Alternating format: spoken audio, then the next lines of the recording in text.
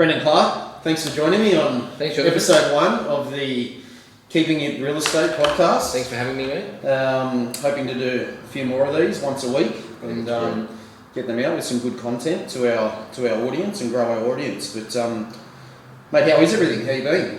Yeah, it's great. We just before the interview right here, we exchanged a contract, 509, 23 Archibald, which is good. Love. Mate, congratulations. How long was that on the market? We were in an auction campaign. It was 2 weeks. Wow. 2 weeks, found the buyer, and he just fell in love with it. Came in. Yeah. And where did your buyer come from? He was a domain. Yeah. Come from domain. Yeah. Which is great. It's been looking for a little while now. Okay. And I've got to say, it's got all. There's a lot of. I'm sure we'll talk about some other things as well. Absolutely. But, yeah. When an owner does kind of everything right. Yeah. The right buyer appears. It's kind of like it might sound a bit Buddhist, but it's like the real estate universe just looks after it. You know, so when you say right, you're talking about marketing, presentation, those type of things? 100%, definitely. Yeah. So obviously this owner came to us for a little bit of advice on what they should do to maximise the price of the sale. We got the property styled. We had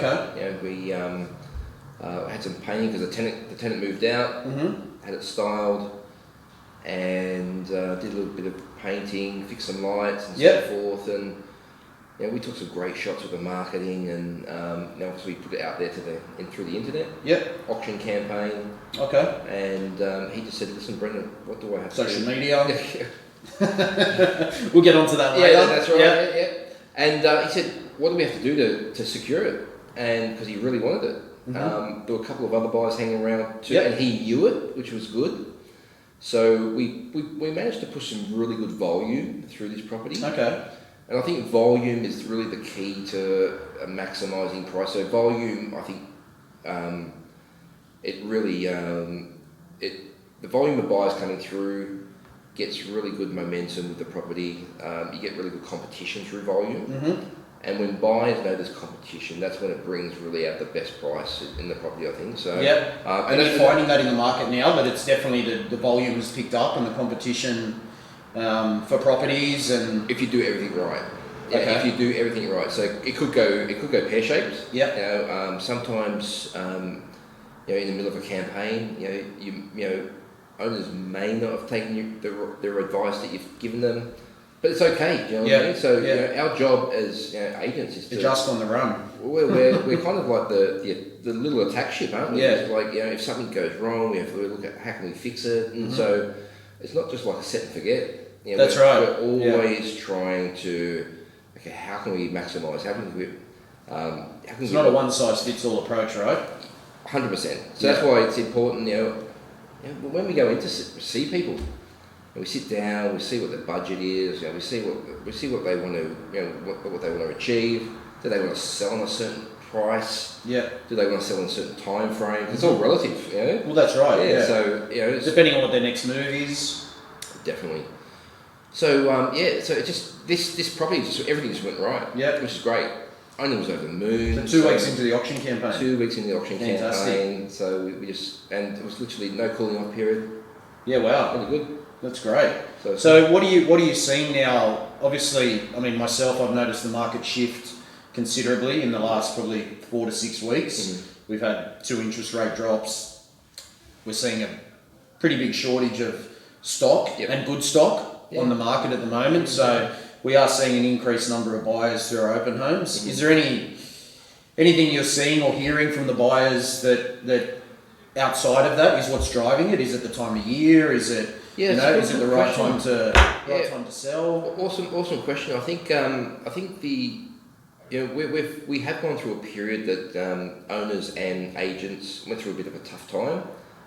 We've seen that that's behind us now. Yeah, I agree. There's definitely a positive feel back in the market with obviously lending, interest rates, lack of stock. So there's a number of factors that are there right now that are really helping owners to achieve really good results in the market. Confidence is back definitely, and we're seeing that the lack of stock really forcing buyers to say, okay, well, I need to get a place. Yeah. And I think we're creeping up to Christmas now. No, that's it, isn't it? We're creeping up to Christmas. We're literally, 8 weeks? We're about 8 weeks. It's today, 23rd of October. 8 weeks out from Christmas. Yeah. Buy and lock something in. You know? Yeah. And probably it's a little bit of a Christmas present. Yeah. Knowing that they can get something, just move in before Christmas, settle in. Yeah. And just enjoy the holidays. Absolutely. Which is great. Yeah. But even if owners are thinking about coming on the market even late November, early December, it's not the end of the world. People are still looking because people have missed out on places. So there's still some really, really good volume there. So that's great. And there's opportunity for next year as well. So right now we're talking to people that even are thinking about selling next year. Yeah. We're talking right now. Well, that's it. What they need to do. I'm doing the same. Yeah. Which is really good. Because I think we've definitely shifted from what was definitely a buyer's market for the majority of this year, you would say. Yes. So now it's kind of starting to shift back to the seller's side of things. Yeah, the table, I think that it's an even playing field. Yeah. I think it's really even playing field. I think it's a really good time. It's a good feel. Owners are happy. Buyers are happy. I think in boom, obviously boom markets are great. But it's kind of like everything's kind of settled down now. Yeah. Everybody's just moving on. Let's get stuff done. Yeah. Which is really good. So. Do you think some of that also has to do with maybe potential sellers sort of winding back their expectations a little bit with how the market has been? Yeah. You're right. It's like there's I think sellers have gone through that education process. Yeah. And I think the media have played a lot of that. I agree. Which which good or bad, you have to make an adjustment. If the market moves, there's an adjustment that has to be made. Yeah. And it's the old adage, you buy and sell in the same market. So yeah, that's right. So if you're selling now and you're buying in 6 to 8 weeks' time, it's literally all going to come together for you. Yeah. I've always found that, speaking of the media, the media always seems to be probably 4 to 6 weeks behind when they're reporting on what's actually happening on the ground. Do you find that as well? You know what? I do, 100%. Yeah. And the great thing about I think things like podcasts like this, you and I are at the coalface. Yeah. We're talking to buyers at open homes. We're getting the feedback from owners. They're telling us how they feel. We're hearing true to life stories. You know what I mean? And that only filters through to mainstream media, like 4, 6, 8 weeks time. Yeah, that's right. And then they're hearing about it. But I think the opportunities for podcasts and videos like this for owners out there is absolutely awesome, because you get to hear within 24, 48 hours what's happening. Yeah. I think it's great. I think for buyers as well, because obviously one of the things I try to do with my time speaking to buyers at open homes, private appointments, is trying to educate them as well and get them to understand, by the time you're actually hearing things on the media about the market picking up, it's kind of already happened. Yeah. And you may miss the boat. So it's always really important to take that advice, I think, from whatever agents you're speaking to. Because look, like you said, they're the ones who are on the ground, they're the ones who are doing the open homes, getting the inquiry, taking the phone calls, doing the private appointments, and getting all that feedback. So I think that's one, especially for buyers. We spoke a bit about sellers, but for the buyers to really just speak to as many agents as they can, go to open homes to educate themselves and know what's actually happening. And if you find the right property, just go for it. Because you just never know when that next property is going to come up.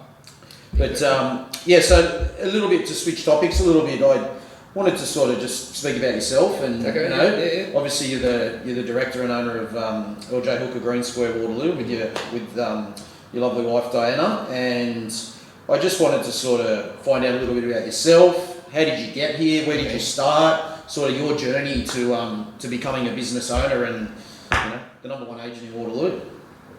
How much time have you got? Well, everyone's a number one agent in Waterloo, right? It's been a great journey for us. Di and I have worked for some great companies in the past, and we really fell into this this thing called ownership of business. We were selling for a developer some off the plan projects in the Waterloo area. And people approach us and said, listen, we're struggling to find very, very good agents to do resale sales and also manage our property. So Di and I literally, I think we went away on holidays and we came back and we had a bit of a strategy meeting overseas, and we just went, you know what, we're getting so many people saying, Brendon, Di, can you look after this stuff for us? Yeah. And it was like, which is a good thing. Yeah, it was fantastic. Yeah, that's right. A great compliment. And naturally, we just went, you know what, we can do this. So our business has been running just on 8 years now. 8 years. So you say that we're blessed to be the number one agent, but there's obviously been a lot of hard work behind it. Absolutely. Which is great. We've got great agents like yourself and Peter that's joined us, and but it's been, we've had some really nice clients that have just really promoted us along the way, stuck with us, and can't beat word of mouth, right? Yeah, word of mouth's been great. But our business is primarily about putting the client first and making sure their needs are taken care of. You know, it's like, the money comes later. It's like it's all a byproduct of just trying to provide really good service and building a reputation. Yeah, and that's the number one thing. As investors, Di and I are investors ourselves. You know, we've bought and sold properties. We've got managed properties, and we we felt that we had bad experiences as well, and we just went, what, let's focus on what they were doing. They weren't doing right, and let's do something right. Yeah. And we've got a fantastic team at the moment. It's we've worked hard for it. The culture's great. We love it, and we've actually been blessed, to have everybody that works in the office. But yeah, it's good. Yeah. We're very happy where where we've come from. Yeah. To where we are now. Yeah. But we're always striving to be better. Yeah. That's the most important thing. Where Di and I are always wanting to be the forefront of technology. We always want to take up, if there's anything that's been presented to us that's going to help our clients, we will look at it. We'll take it on. Yeah. And we'll try. I think that's why we've been the market leaders. It's because we've been open to listening to what's happening in the marketplace to make our jobs, our employees' jobs, and our landlords and sellers make their job a whole lot easier. So I think that openness to technology. Yeah. And that's where we are, right? 2019. It's so technologically based. Yeah, it's amazing. So we want information straight away. Yeah. We need to be able to provide that information straight away. Definitely. And I remember back when I first started real estate, we were working off old 3x5 cards. There was no computers on our desk. Yeah. 3x5 cards. Is this where you tell me you had them in the pocket of your buyers? We had our 5 hot buyers, we had our 5 hot sellers in our top pocket of our shirt, and it was a different time. Yeah. So very good. It's been good.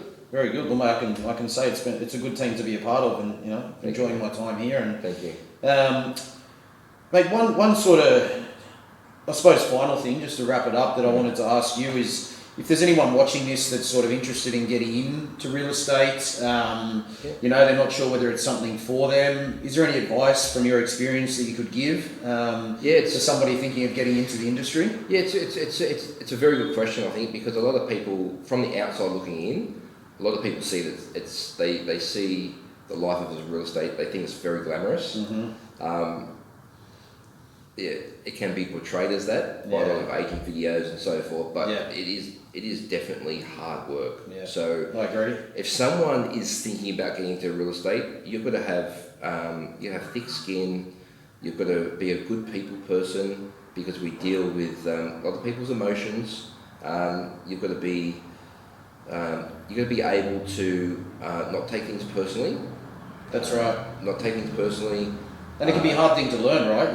It can be something at the start that's difficult to grow that. You've got to grow that skin. It doesn't just come naturally. It's tough. So you will work 6 to 7 days a week. If you want to get into this business, you will need to work 6 or 7. Obviously this is on the record, But people think that it's a 9 to 5 job, Monday to Friday. Yeah. That's not it, because your sellers will. I did callbacks to my sellers at 8:30 last night. Yeah. Because I got out of an appointment, and on the way home, I just wanted to call all of my owners just to give them an update. Yeah. So everybody got a call at 8:30, whether they picked up or not, and then we've got things like we've got a WhatsApp group set up for every owner. Yeah. So the whole team knows what's happening and so forth. So we'll WhatsApp, our owners just to give them a quick update. Yeah.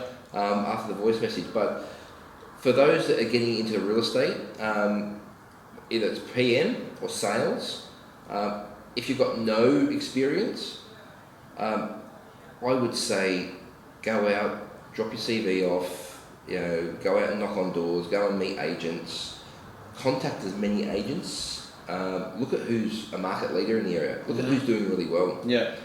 If I had my time again and wanted to get into real estate, I would look at who was the number one salesperson in the core area that I wanted to work, and I would go and work for them, or at least try and get a job for them. Yeah. And say, what do I have to do to come and work for to learn from you? Just shadow them and I look at some of the people some of the great people out there that are now probably Australia's number one salespeople.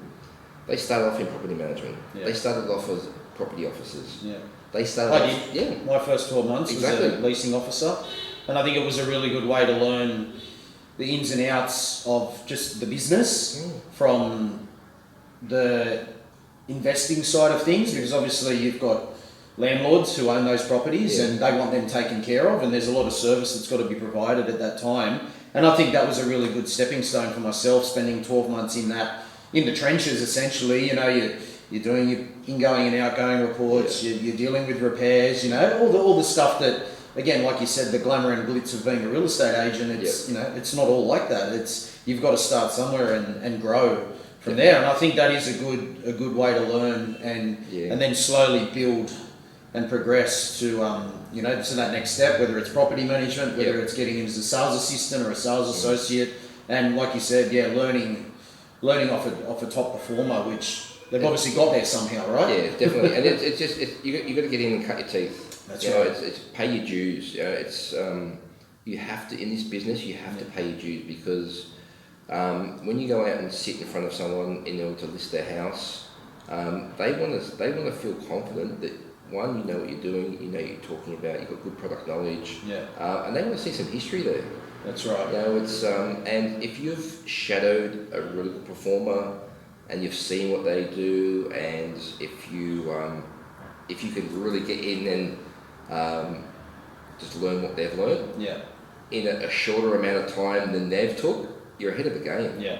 You are 100% ahead of the game. Product knowledge is key, right? It's like any industry you're working, whether you're in retail or whatever it is, your product knowledge, that's something that I was taught from an early stage was, I still now, That's right, yeah. I'll know what got listed in the last 3 hours because I'm on realestate.com and Domain. You're telling every night, did you see this got listed? Did you see that got listed? Yeah. And when you're having that conversation with your potential seller or even with your buyers, because buyers will use that data when they're trying to negotiate a price with you on a listing you're selling, right? They'll say, look, this one sold here. And if you know what that property was, and if you know the square meterage, the aspect, you can kind of work that into your negotiations and really play on that information. So, and that's what owners love. Owners love. That's right. The fact that you've got good product knowledge. Yeah. You could be a very inexperienced agent, but your product knowledge could be 10 times better than the guy down the road who maybe has 5 to 10 to 15 years of experience, but they've kind of let that side of things slip, right? And definitely,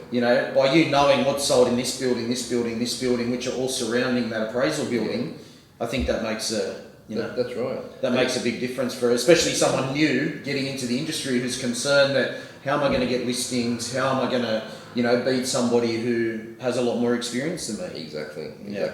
And for those that are really looking to get into the industry, don't take no for an answer. If you've got someone out there that has knocked you back for an interview or knocked you back and you really, really want to go and work for this person, and this is what our business is about. We get so many knockbacks, we get so many no's. Every no that you get is going to lead you closer to getting a yes. That's right. So if someone says no to you the first time, that starts growing that thick skin you were talking about as well. Definitely come back. You know, a lot of the time people send me people send me CVs for jobs, and I won't answer them because I want to see if they're going to give us a call. Yeah. I want to see the people that call up and say, Brendon, I've seen what you do. I want to come and work for you. Yeah. They're the ones that get the interview. The ones that drop into the office. Yeah, that's right. They come in and say, listen, can I speak to Brendon? Well, that carries over, right? Because if you can't have that phone call or have that face-to-face, how are you going to deal with a potential vendor on the phone or in their home when you're sitting down and you're doing a presentation? Or going out and find business. Going out and finding business. Definitely. You know, that's definitely key. Yeah, number one key is if you really want to get into real estate and you know that this is the industry, and mind you, if you get it right, it can be very, very rewarding. But it does not. 2 or 3 years is you've got to keep at it. That's right. It's a gestation period, I believe, of 10 years. Mm-hmm. You know, there's some people that really just click and they can do it in 2 or 3 years, in 5 years. Yeah. But if you really seriously want this to be your career and be your calling, I would say it's a good 10-year process. Great. That's excellent information. So just to wrap it up now, I've thought, just quickly discuss the areas. Obviously, being located here in Waterloo, we're in the office at the moment filming, and we're going to keep these going weekly with different guests, and try to provide some good content to people, and just to sort of cover our office here. What areas do we sort of specialise in? Where do we cover, and what do we're obviously selling, we're doing property management, all those type of things. Just give everyone a little bit of a rundown. Yeah, definitely. Yeah. So obviously LJ Hooker Green Square Waterloo encompasses quite a large area. We would literally look after properties running from the CBD traditionally, all the way down to Botany. Yeah. Out to we focus on the eastern suburbs as well in terms of property management and sales. Green Square, we're based here. Yeah. But I have very good clients, and I'm sure you do too. Yeah. We sell down. I know you do as well. All the way down. Don't forget wollicreek. all the way down to wollicreek.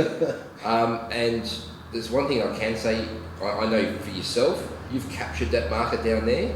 I think you've brought something really, really different to the table down in a key area down there that nobody has able to nobody's brought to the table. Mm-hmm. So I think that's why you've got the large market share that you have down there, and people just come to you.